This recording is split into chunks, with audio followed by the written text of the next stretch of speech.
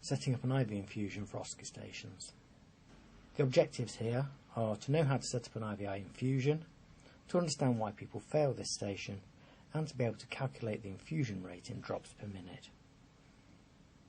Students fail this station because they fail to follow ANTT guidelines, because they possibly don't wear gloves, probably because they're unfamiliar with the equipment and they haven't practiced this station sufficiently, or they put the wrong fluids up from what are prescribed.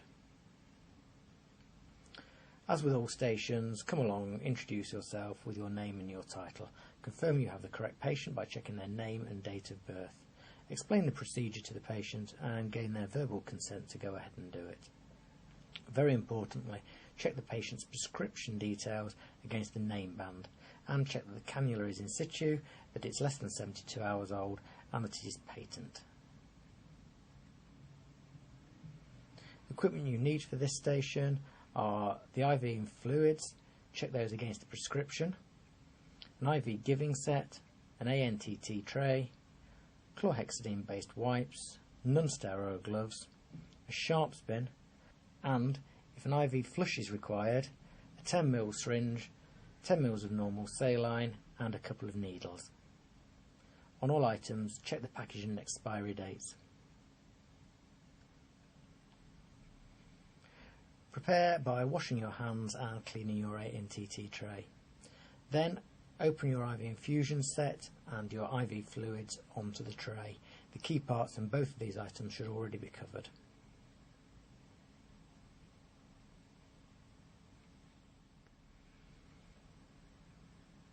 For drawing up the IV flush if it's needed, wash your hands and put on a pair of gloves. Open your syringe and attach your needle to the end of it. Check your saline and check the expiry date on it. Open it up and draw back approximately 5 ml of saline.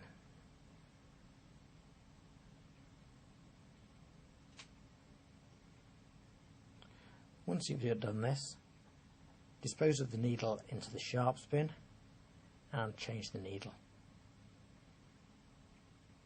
Place the syringe in the ANTT tray to finish.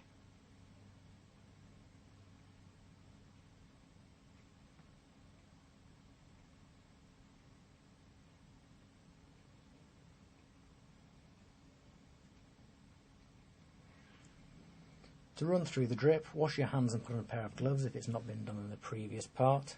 Hang the bag of saline on a drip stand and break off the cover.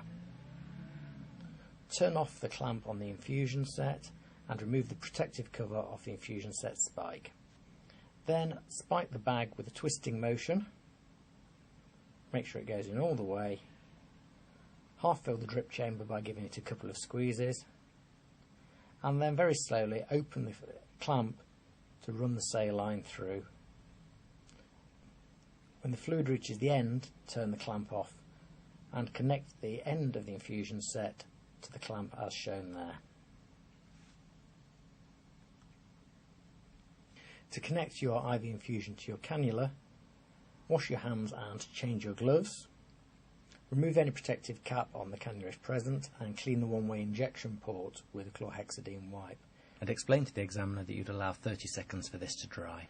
Connect the syringe to it and flush through with 3 to 5 ml of saline. At the end, make sure you dispose of the needle. To connect up your IV infusion having flushed it, remove the protective cap from the infusion set and connect it to the one-way injection point with a turning motion. Slowly open the roller clamp to start the infusion. To calculate the drip rate, divide the volume in mils by the time in hours, which will give you a rate in mils per hour. To convert mils per hour into drops per minute, multiply by 20, which is the number of drops in a mil, and then divide by 60, the number of minutes in an hour.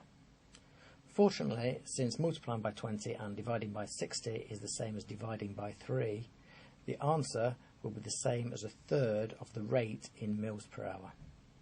For example, 500 mils to be given over 4 hours, 500 divided by 4 equals 125 mils per hour, 125 mils per hour divided by 3 gives approximately 42 drops per minute, or a little under 1 drop per second. Finally, thank the patient and tell them you've done. Remove your gloves and wash your hands. Sign the prescription form. Document what you have done and tell the examiner that you have finished and thank them. If there's time at the end of your station, clean up any mess. So, to summarise, introduce yourself, confirm you have the correct patient and gain consent. Check the prescription, prepare the equipment using an ANTT technique, run through the IV line, flush the cannula if it's needed, connect using an ANTT technique again, and calculate the drip rate.